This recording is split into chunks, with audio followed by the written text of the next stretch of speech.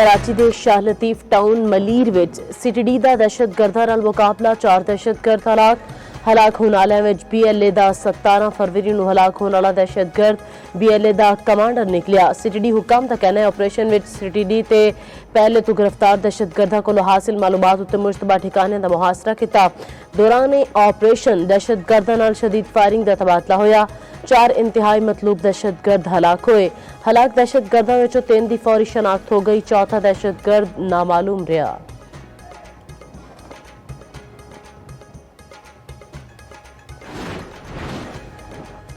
NATO इतिहादा उत्ते अरबां dollar खर्च किते सानू जरूरत पई तां सब भज गए। बरतानिया ने भी मायूस किया। डोनाल्ड ट्रंप का शिकवा आखिया।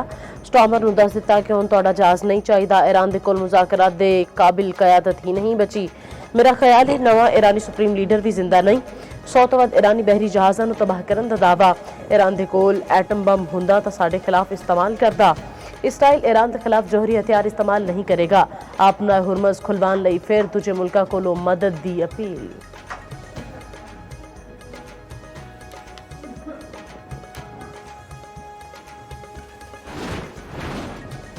इत्तेहादियां दा अपना हुरमज खुलवान विच मदद लई ट्रंप की दरखास्त उत्ते साफ इनकार। बरतानिया आस्ट्रेलिया जापान जनूबी कोरिया ते फ्रांस वालों अमरीका सदर नूं ना। जर्मनी यूनान ते इटली का भी ट्रंप की मदद तो इनकार। चीन ने भी कोई जवाब नहीं दिता। यूरोपीय यूनियन का भी खलीजी जंग में शमूलियत तो साफ इनकार। वज़राए खारजा के इजलास के बाद फैसला किया गया। यूरोपीय यूनियन का आखना है कशीदगी कम करने लई सफारतकारी बेहतरीन रस्ता है।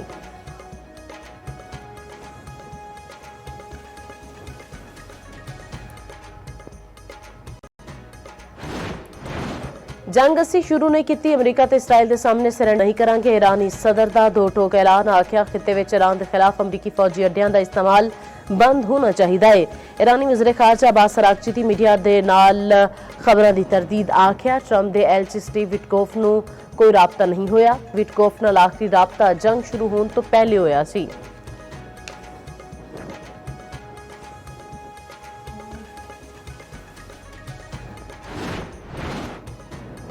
ऑपरेशन गज़ब लिलहक पाक अफवाज दे अफगानिस्तान विच कामयाब फजाई हमले। विफाकी वजीर अता तारड़ के मुताबिक काबल ते नंगरहार विच फौजी तनसीबात नूं कामयाबी नाल निशाना बनाया।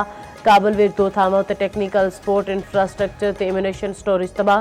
तर्जमान अफगान तालिबान दा ड्रग हस्पताल नूं निशाना बनाने दा बयान मजाहका हेज़ है। वजारत इतलात दे अफगानिस्तान विच मुबैना शहरी हालातां दी सख्ती नाल तरदीद आखिया। 16 मार्च की शब काबल नंगरहार विच अस्करी तनसीबात दहशतगर्दां दे बुनियादी ढांचे नूं निशाना बनाया।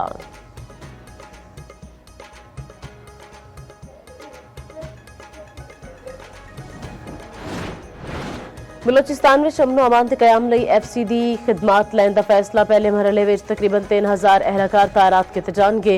विफाकी वज़ीर दाखिला मोहसिन नकवी ते वज़ीर आला बलोचिस्तान सरफराज बुगटी दी ज़ेर सदारत आला सतह दे इजलास विच फैसला। मोहसिन नकवी ने आख्या बलोचिस्तान के हालात नाल मुकम्मल आगाह ने अमन दे कयाम लई हर मुमकिन मुआवनत करांगे।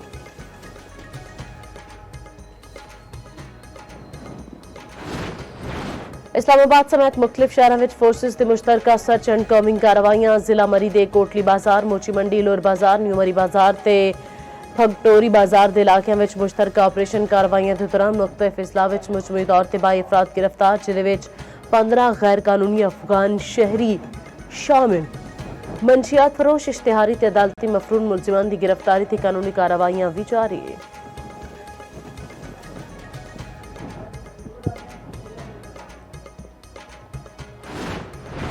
मुल्क भर में शब कदर अकीदत और एहतराम नाल बनाई गई मसाजिद विच खुसूसी इबादत कीतियां गईयां। बादशाही मस्जिद लाहौर विच 27वीं शब की मुनासबत नाल इज्तिमाई दुआ। मुल्की तरक्की और सलामती ते अमनो सलामती वास्ते उम्मत मुसलमान लई खुसूसी दुआवां कीतियां गईयां।